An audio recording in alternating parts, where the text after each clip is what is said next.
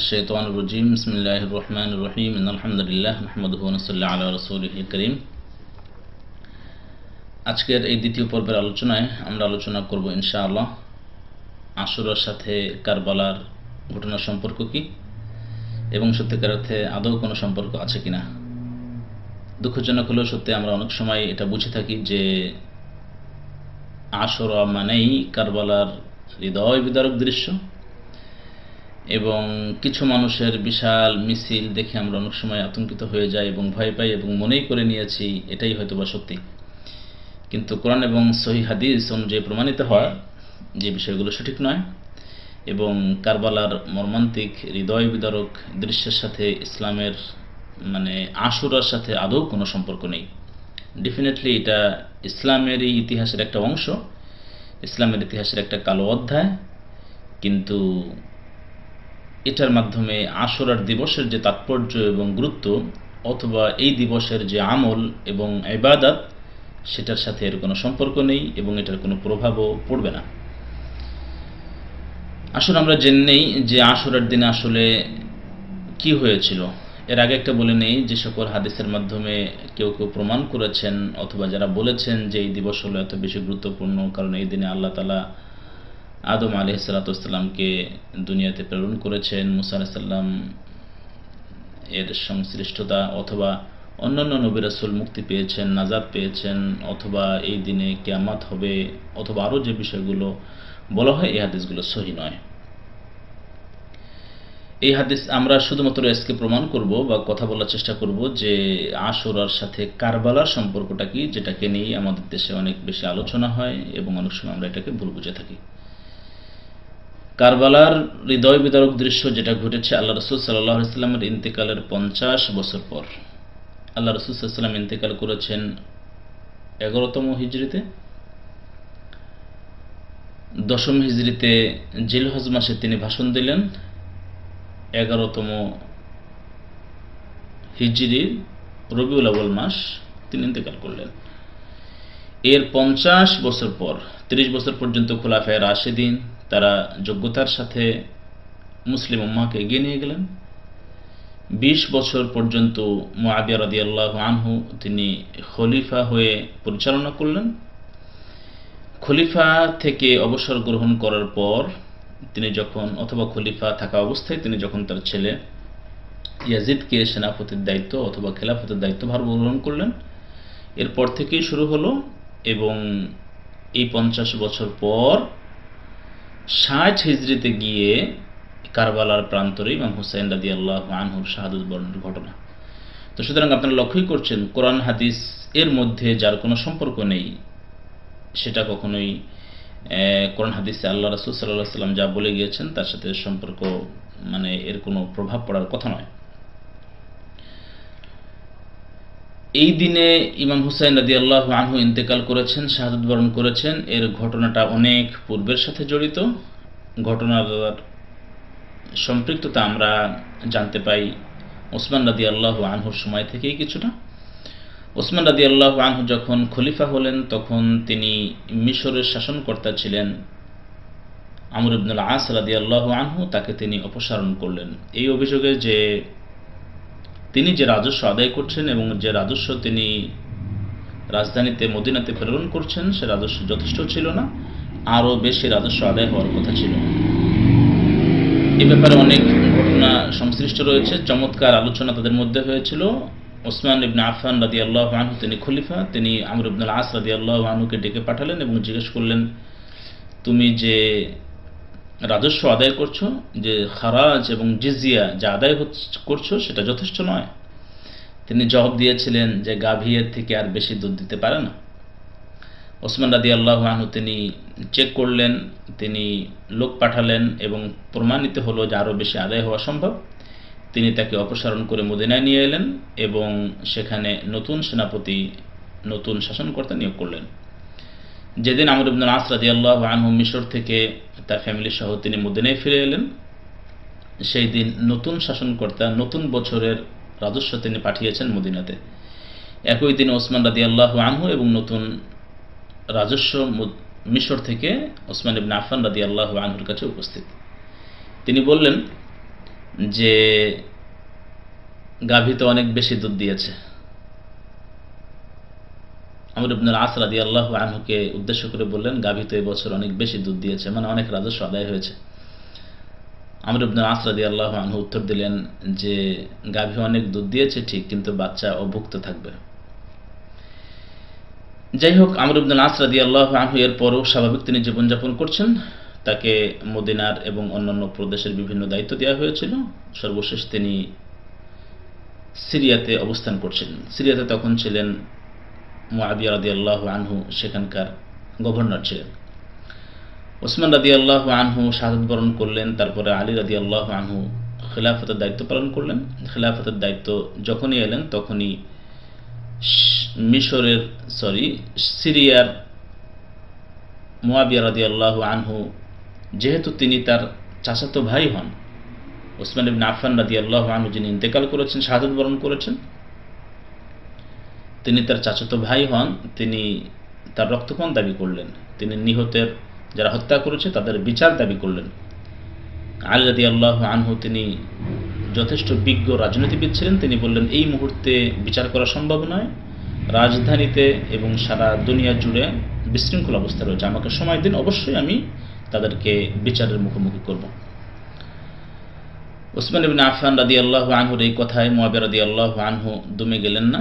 তিনি নিজেই দ্রুতই বিচার কার্য করার জন্য দায়িত্বভার গ্রহণ করে ফেললেন এবং আমর ইবনুল আস রাদিয়াল্লাহু আনহুর সাথে পরামর্শ করলেন।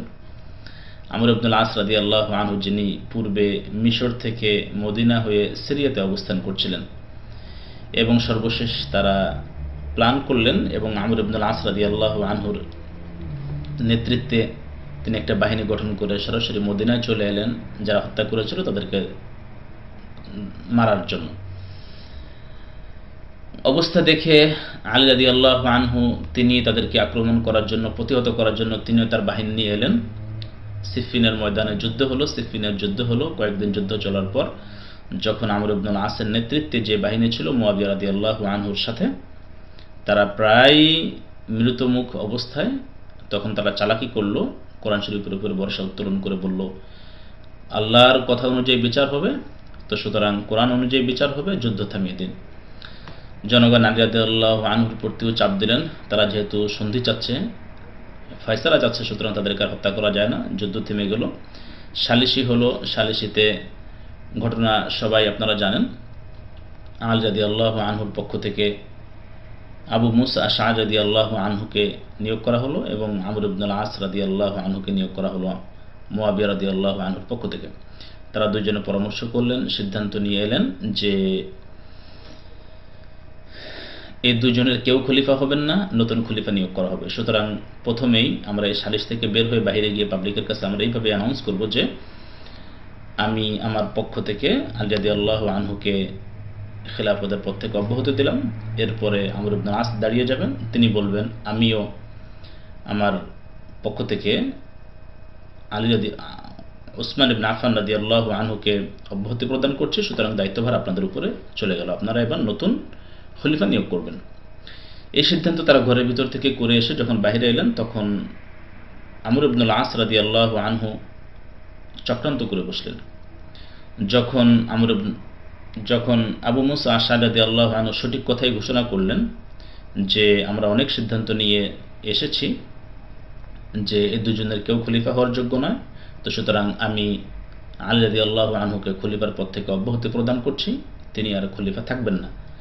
এরপরে যে কথা বলার কথা ছিল আমর ইবনুল আস রাদিয়াল্লাহু আনহু, তিনি সে কথা না বলে তিনি বললেন, আপনারা শুনেছেন যে তিনি আলী রাদিয়াল্লাহু আনহুকে মুক্ত করে দিয়েছে, আলী রাদিয়াল্লাহু আনহু খলিফা থাকবেন না, সুতরাং আমি ঘোষণা করছি মুআবিয়া রাদিয়াল্লাহু আনহু হবেন খলিফা। এই কথা বলার সাথে সাথে বিশৃঙ্খলা আরও তেলে বেগুনে জ্বলে উঠল। মানুষ দুই ভাগে বিভক্ত হয়ে গেল। বড় ধরনের বিশৃঙ্খলা সৃষ্টি হলো। তো যাই হোক, এইভাবে বিশৃঙ্খলার মধ্য দিয়ে সময় চলে গেল। কিছুদিন পর আলী রাদিয়াল্লাহু আনহু ইন্তেকাল করলেন। উম্মার মধ্যে খারেজি, শিয়া, রাফেজি বিভিন্ন ধরনের বিভক্তি দেখা দিল। আলী রাদিয়াল্লাহু আনহুর ইন্তেকালের পর তার বড় ছেলে হাসান রাদিয়াল্লাহু আনহু তিনি খিলাফতের দায়িত্ব পালন করলেন। 6 মাস পর্যন্ত খিলাফতের দায়িত্ব পালন করলেন। তিনি খলিফা হলেন। তিনি সকলের কাছ থেকে বায়াত গ্রহণ করলেন, খলিফা হলেন। তিনি যখন খলিফা হলেন এবং শাসন কার্য পরিচালনা করছেন, তার 6 মাস পর তিনি তার সাথে তার ছোট ভাই হুসাইন রাদিয়াল্লাহু আনহুকে সাথে নিয়ে মুয়াবিয়া রাদিয়াল্লাহু আনহুর কাছে গেলেন। মুয়াবিয়া রাদিয়াল্লাহু আনহুর কাছে গিয়ে তিনি দায়িত্বভার প্রদান করলেন এবং মুয়াবিয়া রাদিয়াল্লাহু আনহুই তখন পরিপূর্ণ মুসলিম উম্মার খেলাফতের দায়িত্ব পালন করলেন এবং তিনি খলিফা হলেন। এক্ষেত্রে গুরুত্বপূর্ণ যে হাদিস, আল্লাহ রাসূল সাল্লাল্লাহু আলাইহি ওয়াসাল্লাম বলেছেন যে ইন্না ইবনি হাদা সাইয়্যিদুন ওয়া সায়ুসলিহুল্লাহু বিহি বাইনা ফিআতাইন আযীমাতাইন মিনাল মুসলিমিন। মুত্তাফাকুন আলাইহি হাদিস, যে নিশ্চয়ই আমার সন্তান ইমাম হাসান রাদিয়াল্লাহু আনহু তিনি সাইয়্যিদ, সর্দার, আল্লাহ তাআলা তার দ্বারা মুসলমানদের বিরাট দুটি দলের মধ্যে আপোষ করিয়ে দিবেন, এবং তাই হয়েছিল। এরপরে পরিস্থিতি স্বাভাবিক হয়ে এলো। 20 বছর পর্যন্ত মুয়াবিয়া রাদিয়াল্লাহু আনহু সুন্দরভাবে রাষ্ট্র পরিচালনা করলেন, উম্মাকে অনেক দূর এগিয়ে নিয়ে গেলেন। 20 বছর পর মুয়াবিয়া রাদিয়াল্লাহু আনহু যখন মৃত্যুর পূর্বে তার ছেলেকে খলিফা হিসেবে নিয়োগ করে দিয়ে গেলেন, তখনই সমস্যাটা বাঁধল। সমস্যার সূচনা হলো এইভাবে, 60 হিজরির রজব মাসের 15 তারিখে ইয়াজিদকে যখন খেলাফতের দায়িত্ব দেওয়া হলো, এবং ইয়াজিদ স্বাভাবিকভাবেই ভালো ছিল না, মানুষের কাছে তার অবস্থান ভালো ছিল না, সে মদ পান করত অথবা অন্য বিভিন্ন বিষয়ের সাথে, খারাপ কাজের সাথে জড়িত ছিল। মানুষ তার খলিফা হওয়াকে পছন্দ করল না, মদিনার মানুষ খলিফা হিসেবে তাকে মেনে নিল না, এবং ইমাম হুসাইন রাদিয়াল্লাহু আনহু তার খলিফা হওয়ার জন্য তার হাতে বায়াত গ্রহণ করলেন না। এদিকে কুফার জনগণ ইমাম হুসাইন রাদিয়াল্লাহু আনহুর কাছে চিঠি পাঠালেন যে আপনি আমাদের কাছে চলে আসুন, আপনার কাছে আমরা বয়াত গ্রহণ করব এবং আপনি খলিফা হবেন। ঘটনা পর্যবেক্ষণ করার জন্য ইমাম আলী রাদিয়াল্লাহু আনহুর ছেলে হুসাইন রাদিয়াল্লাহু আনহু তার চাচাতো ভাই মুসলিম ইবনে আকিল তাকে পাঠালেন। তিনি গিয়ে সেখানে 20,000 মানুষের বয়াত গ্রহণ করলেন তার পক্ষ থেকে, এবং তিনি কনফার্ম হলেন ইয়েস ঘটনা সত্য। তিনি তাকে চিঠি পাঠালেন, প্রথম চিঠি, যে আপনি চলে আসুন, এখানে এসে বয়াত গ্রহণ করুন। হুসাইন রাদিয়াল্লাহু আনহু তার চাচাতো ভাই মুসলিম ইবনে আকিলের পত্র পেয়ে জিলহজ মাসের 8 তারিখ মক্কা থেকে কুফার উদ্দেশ্যে তিনি রওনা হলেন। এই খবর যখন পৌঁছল সিরিয়ায়, তখন তিনি আব্দুল্লাহ ইবনে জিয়াদকে, যিনি বসরার আমির ছিলেন, তাকে ঘোষণা করলেন কুফার দায়িত্বভার গ্রহণ করার জন্য, এবং কুফার যিনি দায়িত্ব ছিলেন নোমান ইবনে বাশির রাদিয়াল্লাহু আনহু তাকে পদচ্যুত করা হলো। তিনি সেখানে গিয়ে দায়িত্বভার গ্রহণ করলেন, এবং দায়িত্বভার গ্রহণ করে তিনি তাকে বললেন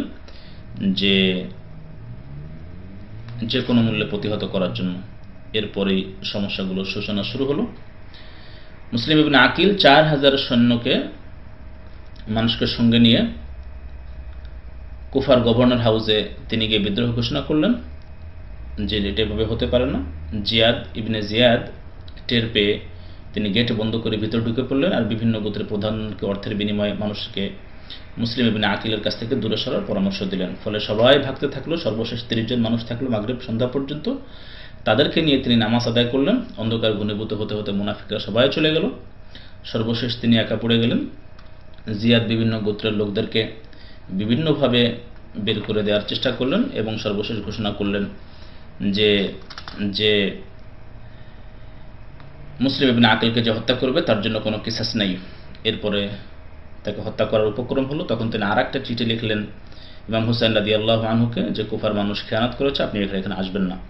কিন্তু এই পত্র আর ইমাম হুসাইন রাদিয়াল্লাহু আনহুর কাছে পৌঁছে নেই, কারণ পত্রবাহককে তারা ইতিমধ্যেই হত্যা করে ফেলেছে। ইমাম হুসাইন রাদিয়াল্লাহু আনহু কুফার উদ্দেশ্যে রওনা হলেন। অনেক সাহাবায়ে কেরাম তাকে নিষেধ করেছিলেন।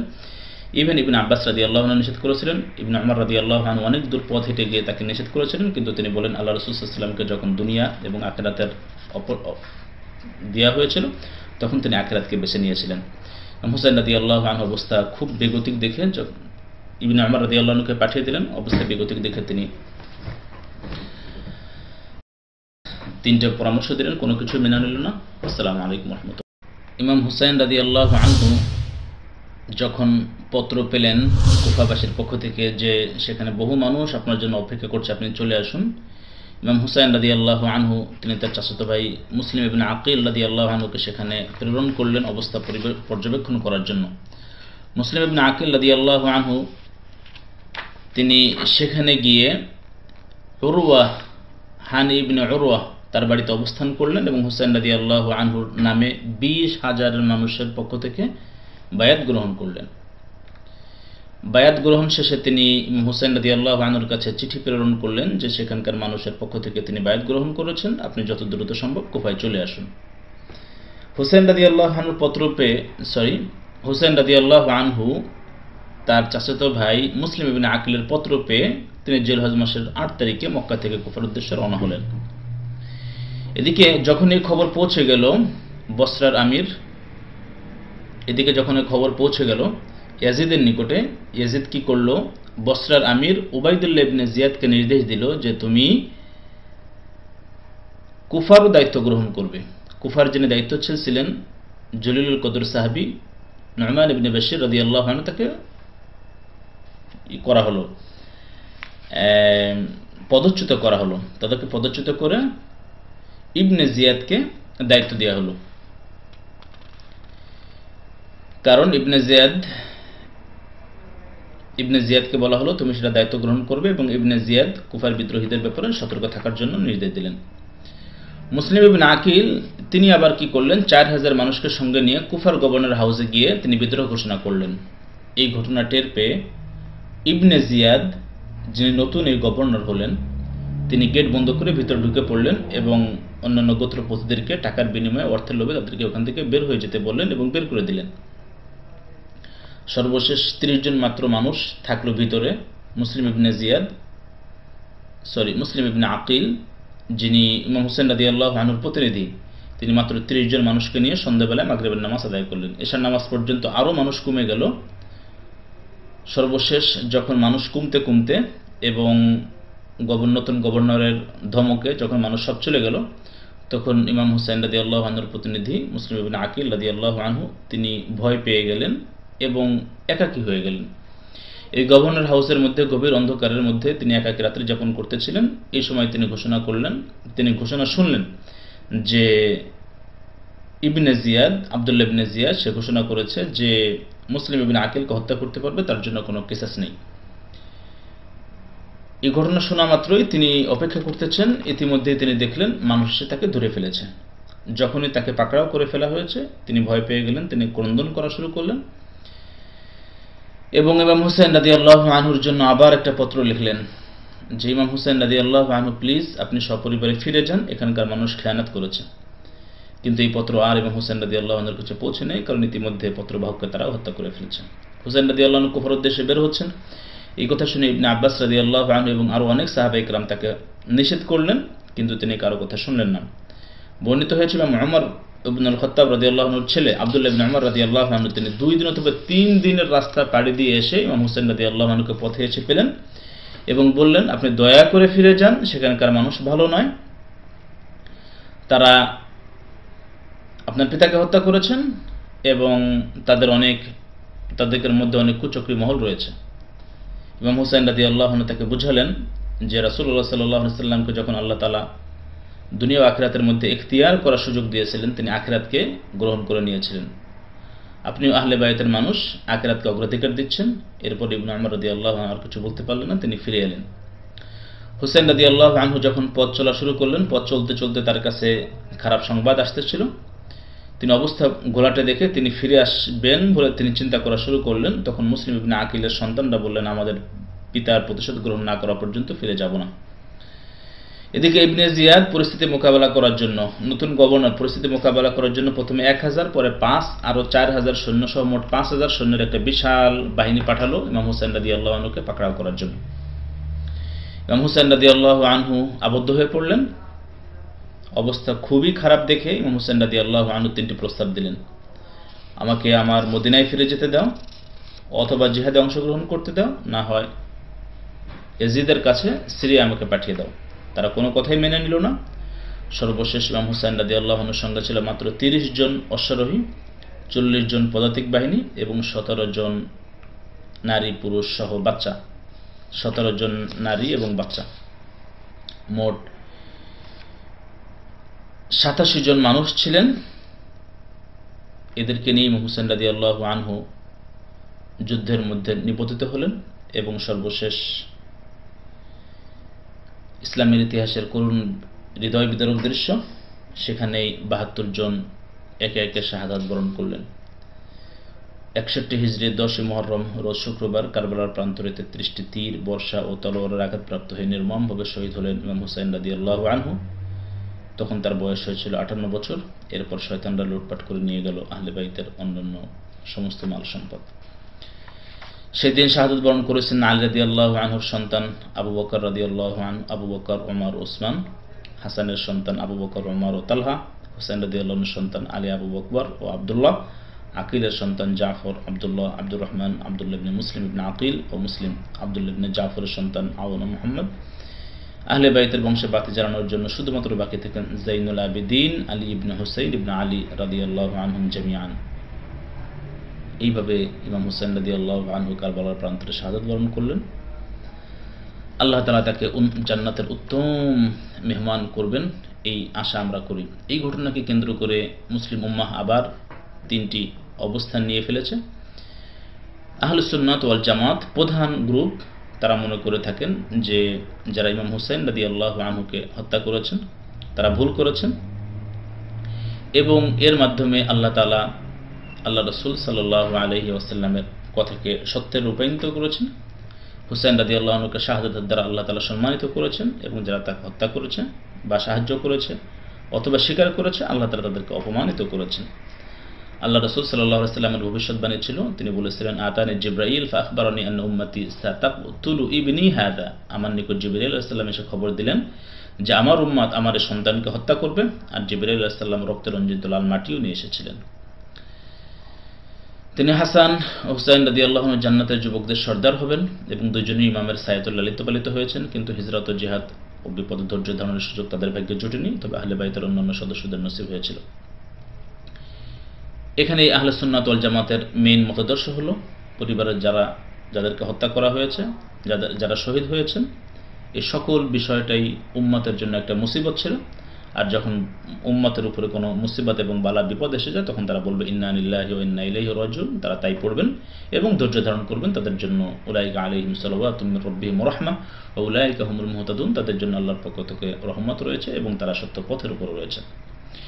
দ্বিতীয় আরেকটা গ্রুপ যারা শিয়া এবং রাফেজি, এই ঘটনাকে কেন্দ্র করে তারা মিথ্যার পাহাড় গড়েছেন, বহু জাল হাদিস বানিয়েছে, জন্ম দিয়েছে বিভিন্ন ধরনের বেদাত, কুসংস্কার এবং মিথ্যা গল্প ও বাতিল আকীদা। সাহাবা ইকরাম আহলে সুন্নাত ওয়াল জামাতকে গালিগালাজ, অভিসম্পাদ, অপবাদ এবং তারা কাফের ও ফতোয়া দিয়েছেন। এর বিপরীতে রয়েছে আরেকটা গ্রুপ যারা নাসেবিয়া, তাদেরকে আমরা বলি যে এই দিবসকে তারা আনন্দ উল্লাস এর জন্য নির্ধারিত করেছে, সাজসজ্জা পানাহারের মতো থাকে এবং তারা বিভিন্ন বহু জাল হাদিস বানিয়ে সুরমা ব্যবহার, অন্যান্য ফজিলতের কথা তারা বর্ণনা করেছেন এবং এর মাধ্যমে তারা দিবসকে আনন্দ হিসেবে উদযাপন করে থাকেন। এর কোনোটাই ঠিক নয়। আহলুস সুন্নাত ওয়াল জামাতের মতাদর্শ অনুযায়ী আমরা মনে করি এটা একটা বিপদ এবং আমরা বলি ইন্না লিল্লাহি ওয়া ইন্না ইলাইহি রাজিউন। এই ঘটনাকে কেন্দ্র করে কারবালা কেন্দ্রিক অনেক বেদাত, কুসংস্কার ও মিথ্যা কিচ্ছা কাহিনী রয়েছে। একটা বলি আমরা শেষ করি যে উড়িয়া যায়রা জোর কবুতার মা ফাতেমা কেন্দে কয়, আজ বুঝি কারবালার আগুন লেগেছে মোর কলিজায়। মা ফাতেমা কন্দন শুনে আরশ থেকে আল্লাহ কয়, যাও গো জিবরাইল বাতাস করো মা ফাতেমার কলিজায়। পুত্র শোকে কলিজা জ্বলে বাতাসে কি ঠান্ডা হয়। এটা একটা বাজে কথা, মিথ্যা কথা। কারণ ফাতেমা রাদিয়াল্লাহু আনহা মৃত্যুবরণ করেন 11 হিজরিতে আর হুসাইন রাদিয়াল্লাহু আনহু ইন্তেকাল করেন 61 হিজরিতে। দুইজনের মাঝে 50 বছরের ব্যবধান। তো সুতরাং এসব আজে বাজে কথা। সর্বশেষ যে কথা বলি আমরা, যেটা অনেক সময় বেশি শুনে থাকি যে ইসলাম জিন্দা হতা হয় হার কারবালা কে বাদ, যে প্রতি কারবালার পরেই ইসলাম নতুন করে আবার জাগ্রত হয়, ইসলাম আবার করে তরুতাজা হয়। কিন্তু এই ঘটনাটা কতটুকু সত্য আমাদেরকে জানা দরকার। কারণ কারবালার ঘটনার মাধ্যমে ইসলাম জিন্দা হয় নাই। কারবালার ঘটনার মাধ্যমে মুসলমানদের মধ্যে দ্বন্দ্ব, বিভেদ এবং মারামারি বহুগুণ বৃদ্ধি পেয়েছে। তবে ইমাম হুসাইন রাদিয়াল্লাহু আনহু যে শাহাদাতের নজির রেখেছেন, এই নজিরকে যারা সঠিকভাবে গ্রহণ করেছেন তারাই সত্যিকার অর্থে ঈমানকে পাকাপোক্ত করেছেন এবং মজবুত করেছেন। কিন্তু আমার কাছে মনে হয় আমরা বলতে পারি যে প্রতি হিজরাত এর পরেই ইসলাম জিন্দা হতে হয়, অথবা হুদাইবিয়ার পরে, অথবা বদরের পরে, উহুদের পরে ইসলাম নতুন করে জিন্দা হয়েছে। কিন্তু আমি মনে করি না যে কারবালার মাধ্যমে ইসলাম নতুন করে জিন্দা হয়েছে, কারণ কারবালার প্রান্তরের ঘটনার পরবর্তীতে মুসলিম উম্মাহ অনেক বেশি বিভক্ত হয়ে গিয়েছে এবং শিয়া খারাজি এবং তাদের বানোয়াট এবং জাল হাদিসগুলোই মানুষের মধ্যে আরো বেশি বিভেদ এবং প্রভাব বিস্তার করেছে, যতটা না বেশি প্রভাব করার কথা ছিল ইমাম হুসাইন রাদিয়াল্লাহু আনহুর শাহাদাত বরণ এবং তার এই ঈমান দীপ্ত ঘটনাগুলো। আল্লাহ তাআলার কাছে আমরা তৌফিক কামনা করছি, আল্লাহ তাআলা যেন এই সিরাত থেকে, ইমাম হুসাইন রাদিয়াল্লাহু আনহুর এই ত্যাগ থেকে আমাদেরকে শিক্ষা গ্রহণ করার তৌফিক দান করেন। অন্যায় অবিচারের বিরুদ্ধে, খেলাফতের বিপরীতে যারা রাজতন্ত্র প্রথা চালু রয়েছে এবং সত্যিকার অর্থে যারা খলিফা হওয়ার যোগ্য নয়, আল্লাহর দ্বীন এর প্রতিনিধি হওয়ার যারা যোগ্য নয়, তাদের হাতে যখন ক্ষমতা এসে যায়, এই ক্ষমতাকে সরিয়ে দিয়ে আল্লাহ তাআলার ওলি যারা সত্যিকার অর্থের খলিফা হওয়ার যোগ্য, সত্যিকার অর্থের শাসন ক্ষমতা যাদের হাতে আসার যোগ্য, তাদের হাতে ক্ষমতা নিয়ে আসার জন্য আমরা প্রাণ চেষ্টা করতে পারি, সেই তৌফিক আল্লাহ তাআলা আমাদের সকলকে দান করুক। ইমাম হুসাইন রাদিয়াল্লাহু আনহুর শাহাদাত দীপ্তি এবং তার ইমানের যেই চেতনা ছিল, সেই চেতনা নূর আমাদের সকলকে আল্লাহ তাআলা দান করুক। আমিন। আসসালামু আলাইকুম ওয়া রাহমাতুল্লাহি ওয়া বারাকাতুহু।